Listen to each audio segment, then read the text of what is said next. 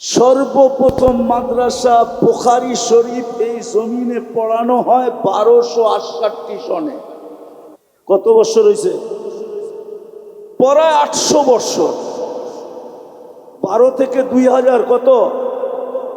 800। 1268 সনে আবু তৈয়ামা রহমতুল্লাহ আলাই প্রথম মাদ্রাসা খুলছেন। সোনার গায়ে দাওরায় হাদিস প্রথম পড়াইছেন উনি, হাদিস প্রথম পড়াইছেন। তারপরে নিচের দিকে নামছেন 1268 সনে। বিদায় এই জমিনের একটা ইতিহাস আছে। আমরা যতদিন ধরে রাখবো ইনশাআল্লাহ এই জমিন বেঁচে থাকবে, ঠিক না? শিক্ষিত মানুষগুলা গৌরব করে কার দেওয়া শিক্ষা দিয়া, অথচ মার পেটের থেকে তো আর ছিল শিক্ষাহীন। একটা মুরগির বাচ্চা যতটুকু নিয়ে আসে একটা মানুষের বাচ্চা এতটুকু নিয়ে আসে না। মুরগির বাচ্চা ডিমের থেকে বাহির হইতে দেরি, চিকচিক মুরগির ভাষায় কথা বলতে দেরি করে না, খাদ্যকে চিনতে দেরি করে না, দুশ্মনকে চিনতে দেরি করে না, মার ডাকে সাড়া দিয়া নিজেকে ডানার নিচে সুরক্ষিত করতে দেরি করে না। মানুষের বাচ্চা তো বিলকুল অজ্ঞ আসে। আল্লাহই তো বলে কুনতা জাহিলা ফা আল্লামতুক, তুই মার পেটের থেকে অজ্ঞ আসছিলি, তোকে আমি শিক্ষা দিছি। কুনতা যায়ীফা ফা কাওয়াইতুক, মার পেটের থেকে বিলকুল দুর্বল আসছিলে, আমি তোমাকে সুসামর্থ্য দিছি। কুনতা সগীরা ফা কাব্বারতুক, মার পেটের থেকে তুমি বিলকুল ছোট আসছো, তোমাকে আমি বড় করছি আমি। কুনতা মিসকিনা, মার পেটের থেকে তুমি নিশ্চয় আসছিলে। ফালা লাকা সিন্নুন তাকতা, দাঁত ছিলই না, কোত্থেকে কাটবে। ওয়ালা লাকা লিসানুন তানতিক, জিহ্বা ছিল কিন্তু বাকশক্তি ছিল না, কোত্থেকে বলবে। ওয়ালা লাকা উযুনুন তাসমা, কান ছিল শ্রবণ শক্তির কার্যকারিতা ছিল না, কোত্থেকে শুনবে। ওয়ালা লাকা আইনুন তানদুর, চক্ষু ছিল কিন্তু দৃষ্টিশক্তির কার্যকারিতা ছিল না, কোত্থেকে দেখবে। ওয়ালা লাকা আকলুন তুমাইয়িজ, মগজ তো ছিল কিন্তু ভালো মন্দ বুঝার ক্ষমতা তো ছিল না, কোত্থেকে তুমি ভালো মন্দ বুঝবে। ওয়ালা লাকা কলবুন তাতাফাক্কার, দিল তো একটা ছোট ছিল, চিন্তা কি জিনিস তো তুমি জানতে না। ওয়ালা লাকা ইয়াদুন তাবতিশ, হাত তো ছিল, ধরার ক্ষমতা তো ছিল না। ওয়ালা লাকা রিজলুন তামশি, পাও তো ছিল, চলার ক্ষমতা তো ছিল না। আলাইসা কাযালিক, আল্লাহ বলে এরকম কি ছিল না? কে তোমাকে স্বয়ং সম্পূর্ণ করলো? যুবক, তোমাকে যৌবন দিয়া কে ফুটাইলো? আজকে অনেকে দেখা তোমাকে মুস্কি মুস্কি হাসে, অনেকে চোখ টিপি দেয়, অনেকে মেসেজে লেখে আই ডট ডট ইউ। তুমিও কাউকে ফুলের 14 তারিখে ফুল দাও, হোটেলে নিয়ে খাওয়াও, পার্সেলও দিয়া দাও, আবার লেখো জীবনে একবার হলো আমার একটু লেখা পাঠাও আই ডট ডট ইউ। কে তোমাকে ফুটাইলো? 24 ঘন্টা কাটটা বক করো, নাই তো পানির বোতল এইখানে, নাইলে তো দেখাইতাম তোমাকে। এই যে পানির বোতল, যদি অক্সিজেন কিনতে হইতো পানির দামে 30 টাকা লিটার, তাইলে ডেলি 16,500 টাকা বিল দিতে হতো। মাসে 4,95,000 টাকা বিল আসতো। যদি বাংলাদেশ সরকার বিদ্যুতে ফ্রি পেড লাগাইতে পারে, কার্ড সিস্টেম করতে পারে, যতক্ষণ কার্ড আছে, টাকা আছে কার্ডে, ততক্ষণ বিদ্যুৎ চলমান, টাকা শেষ বিদ্যুৎ অফ।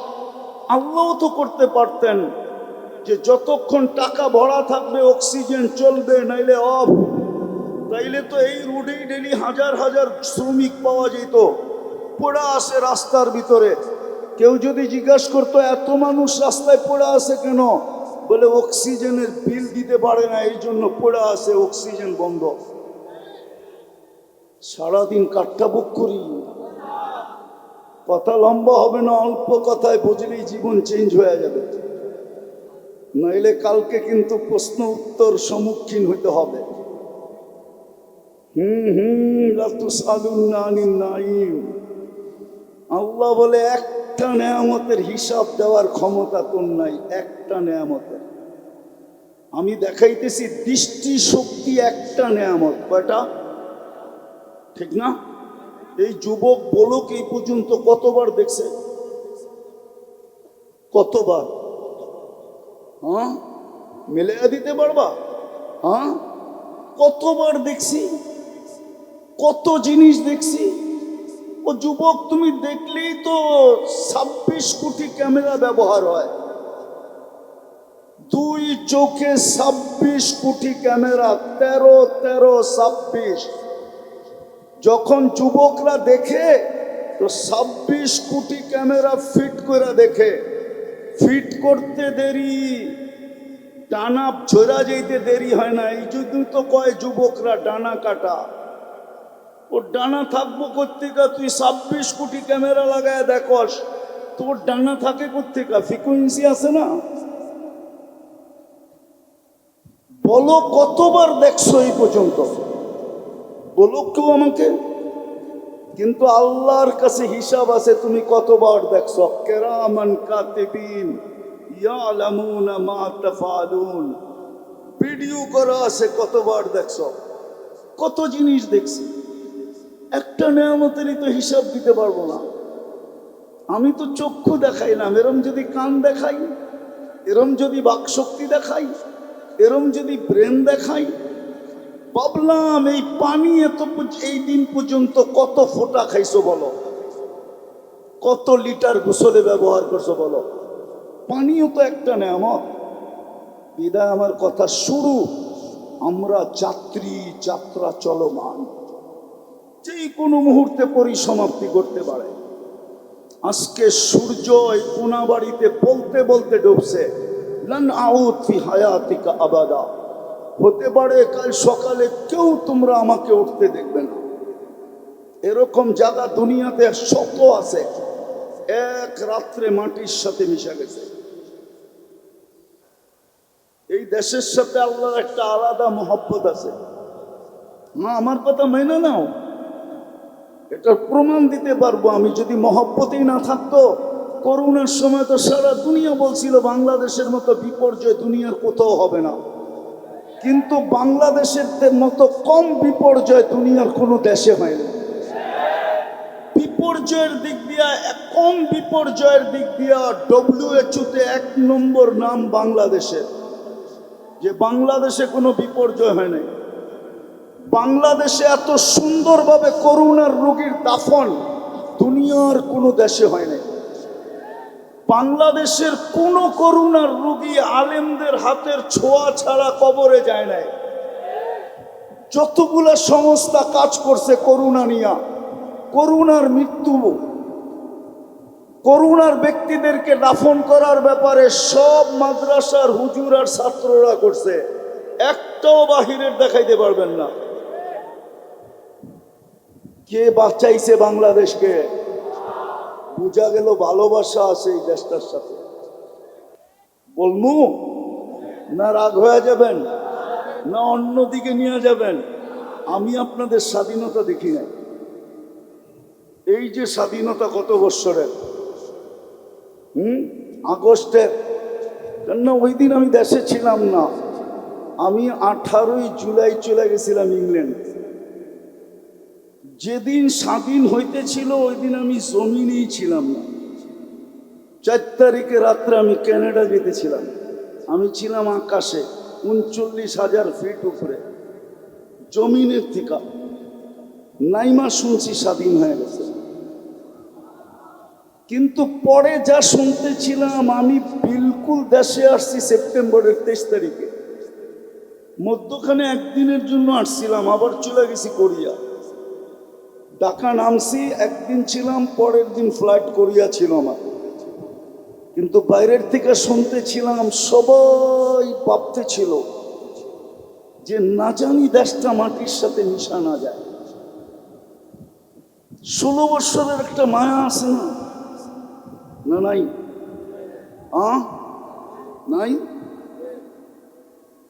না? গৃহযুদ্ধ লেগে যায়, বাহিরের থেকে শুনতেছিলাম, আপনারা শুনতেছিলেন কিনা জানি না। আমি ক্যানাডার থেকে আবার ইংল্যান্ড আসছি, ইংল্যান্ড থেকে আমি মিশর আসছি, মিশর থেকে সৌদি আরব আসছি, বাংলাদেশে আবার পড়িয়া গেছি। সব জায়গায় এক আলোচনা শুনতেছিলাম, দেশটা মাটির সাথে মিশা যায় কিনা। কিন্তু আমার বিশ্বাস ছিল কিচ্ছু হবে না। হয় হয় ওলামা এই কথা একমত হবে, লা তারাহুল উয়ুন, আল্লাহকে চোখে দেখা যায় না, ওয়ালা তুখালিতুহুদ দুনুন, আল্লাহকে ধ্যান ধারণায় আনা যায় না, ওয়ালা ইয়াসিফুহুল ওয়াসিফুন, বর্ণনা দিয়া শেষ করা যায় না। ঠিক বন্ধু এরকমই বড় শানওয়ালা, উনি কেন জমিনে আসবে? যেখানে নুরীদের সর্দার ফেল, জিবরিল নূরের তৈরি, সিদরাতুল মুনতাহার পরে শুধু নূর আর নূর। উনি নুরীদের সর্দার, ফেরেশতাদের সর্দার, ফেরেশতারা নূরের তৈরি। মেরাজের রাত্রে উনি যায় থাইমা গেছে, আল্লাহ রসুল বলছে আগে চলেন, তো অনুমতি নাই। দ্বিতীয় আরেকটাও বলছেন আমার শরীরে শক্তিও নাই, আপনি একা যান। যিনি যাইতে যাইতে যাইতে যাইতে যাইতে সমস্ত নূরের জগৎকে ভেদ করে আরশের নিচে পড়ছেন, আরশের নিচ থেকে আরশের উপরে, ওইখান থেকে কবা কাউসাইনিয়াও আদনা, কবা কাউসাইনিয়াও আদনা, কবা কাউসাইনিয়া আদনা, তাকাররুব অর্জন করতে করতে করতে করতে আল্লাহ বলে কবা কাউসাইনিয়াও আদনা, ফাদানা ফাতাদাল্লাহ ফাআওহা ইলা আবদিহি মা আওহা। উনি কেন জমিনে আসবে? সৃষ্টির সর্দার জমিনে, কিয়ামতের রাজা জমিনে কেন আসবে? উনি আসছেন আমাদেরকে অল্প সময়ে অল্প পরিশ্রমে আমাদেরকে প্রস্তুত করে দিতে, রেডি করে দিতে, রেডি করার জন্য আসছেন। এই জন্য একটা কাজ করলেই হবে। আমি তো বলি আজকে উম্মতের যে দুর্দশা, শুধু একা একা কাঁদি, কাউকে বলাও যায় না। 250 কোটি মুসলমান, 60টা মুসলিম দেশ। কয়টা? 60টা মুসলিম দেশ। দুনিয়ার সবচেয়ে বড় টাকা মুসলমানের কাছে। কারেন্সি, কুয়েতের কারেন্সির চেয়ে বড় কোনো কারেন্সি নাই, বাহরাইনের কারেন্সির চেয়ে দুনিয়ায় কোনো বড় কারেন্সি নেই, ওমানের কারেন্সির চেয়ে দুনিয়ায় বড় কোনো কারেন্সি নেই, ব্রুনাইয়ের কারেন্সির চেয়ে দুনিয়ায় বড় কোনো কারেন্সি নেই। 70% সম্পদ মুসলমানের কাছে। দুনিয়ায় মুসলমানের চেয়ে দামি জিনিস কেউ ব্যবহার করে না। মনে হয় কোনাপাড়ার যুবকরা মানবে না। আছে নেট লাগানো, সংযোগ আছে। এখন গুগলকে জিজ্ঞাসা করো বিল গেটসের একটা প্যান্টের দাম কত, যদি $300 উপরে দেখাইতে পারো, জিজ্ঞাসা করো, এখন গুগলকে জিজ্ঞাসা করো। কিন্তু মুসলমানের এই তোমার গেঞ্জি পাবা 3 লক্ষ টাকা দিয়ে কিনে, 3 লক্ষ। এই যে গেঞ্জি, বিশ্বাস হয় না? হ্যাঁ, চলো আমার সাথে সিঙ্গাপুর মুস্তফায় দেখায় দিই, চলো আমি দেখায় দিই। দুনিয়ার কোন যুবরাজের গাড়ি, এন্টার গাড়ি 24 ক্যারেট সোনায় মোড়ানো নাই, কিন্তু দুবাই যুবরাজের একাধিক গাড়ি 24 ক্যারেট সোনায় মোড়ানো। ব্রুনাইয়ের প্রেসিডেন্টের এন্টার গাড়ি সোনার পার্টস। তারপরও মুসলমানের এই দুরবস্থা কেন? চলেন একটাই নিয়ত করি, একটাই যদি করতে পারতো এই মুসলমান 100%, তাইলে একটাই যথেষ্ট ছিল। আজকে আল্লাহ ডেলি 5 বার ডাকে, শতকরা 90% মানুষ নামাজ পড়ে। এই মজমায় আছে বেশিরভাগই হবে এসাও পড়ে না। কে ডাকে? হ্যাঁ, সারাদিন বক্করি কাঠটা। হায়াত কার কাছে? মৌত কার কাছে? সুস্থতা কার কাছে? অসুস্থতা কার কাছে? এন্টার বডি কে কন্ট্রোল করে? প্রযুক্তির দিকে তাকাইলে তো এটার ভিতরে চলার কিচ্ছু নাই। আমাকে বিজ্ঞান বুঝাইতে পারবে না, যে এটার ভিতরে প্রযুক্তি দিয়া কেমনে এটা চলে। চোখে তো দেখার মতো উপাদান নাই, দেখে কি করা? কানে তো শোনার মতো উপাদান নাই, এটা বিজ্ঞানী বলে, তো কান শুনে কি করা? মুখে তো বলার মতো কোনো উপাদান নাই, তাইলে মুখ বলে কি করা? হার্ট চলে বাল্ব দিয়া, বাল্ব চলে কি দিয়া? বিজ্ঞানের কাছে এটার কোনো জবাব নাই। চ্যালেঞ্জ, ডব্লিউএইচও কে জিজ্ঞেস করো যে হার্ট চলে বাল্ব দিয়া, বাল্ব কি দিয়া চলে? তো ডব্লিউএইচও বলবে নো অ্যান্সার। আমার কাছে এটার কোনো সমাধান নেই, আমার কাছে আছে, আমার কাছে। আল্লাহ চালায় তো চলে, কুদরতি টেকনোলজি দিয়া চালায়, কুদরতি প্রযুক্তি দিয়া চালায়। নাইলে চোখে এতটুক জায়গায় 13 কোটি ক্যামেরা সেট হয় কি করে? যুবক, 13 কোটি ক্যামেরার তার নিয়ে গেছেন পিছনে, তার 1.6 সেন্টিমিটার জায়গা দিয়া। একটা তার আর একটা তারের সাথে আল্লাহ লাগতে দেন নাই, লাগলে ফায়ার হবে, ফায়ার, আগুন ধরে যাবে। তুমি সব উল্টা দেখবা, ওই আল্লাহ কুদরত দিয়া দেখায়। সরিষার চেয়ে ছোট বিজ্ঞান এখনো, সরিষার আকৃতিরই এখন পর্যন্ত বিজ্ঞান ক্যামেরা বানাইতে পারে নাই। পারছে নাকি? গুগলে সার্চ দাও, গুগল খালাম মারে শিখাও না, পারছে কিনা। 13 কোটি সরিষা একত্রিত করলে দেখো কত বড় একটা জায়গা লাগে।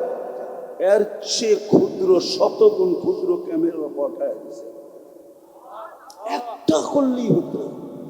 চলো আজকে অঙ্গীকার করি, আজকের থেকে আর নামাজ ছাড়বো, ছাড়বো, ছাড়বো, পাক্কা।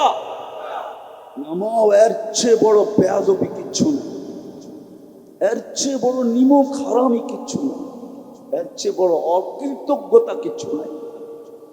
যদি হইতো তাহলে পিরানে পীর এই কথা কোনোদিন লিখতেন না। আব্দুল কাদের জিলানী রহমতুল্লাহ আলাইহি লিখছে, আমি লিখি নাই। আমার বিরুদ্ধে লেখা লাভ নাই, আমি লিখি নাই, পিরানে পীর লিখছে আব্দুল কাদের জিলানী। কোথায় লেখছে ওনার কিতাব পড়লে পাওয়া যাবে, আমি নাম বলবো না কিতাবে। এত সহজ, স্টেজে বইয়া নাম লইয়া যাবেন, আমি সারা দুনিয়া ঘুরা বেড়ি করছি। না না না না, নাম তো বলে দিলাম, কে লেখছে এটা তো বলে দিলাম। আব্দুল কাদের জিলানী রহমতুল্লাহ আলাইহি লেখছেন, পিরানে পীর শুকর নাকি সকালবেলা উঠা বলে, আল্লাহ আমি এখন তাকাবো কিন্তু আমার দৃষ্টিটা যেন বেনমাজির উপরে না পড়ে। তুমি ডাকলা তারপরও আসলো না, তো ও আমার চোখে আমার চেয়েও নিকৃষ্ট। পায়ে হাত দিয়া বলি আজকের থেকে যেন নামাজ না ছোটে। ছুটবে? হ্যাঁ।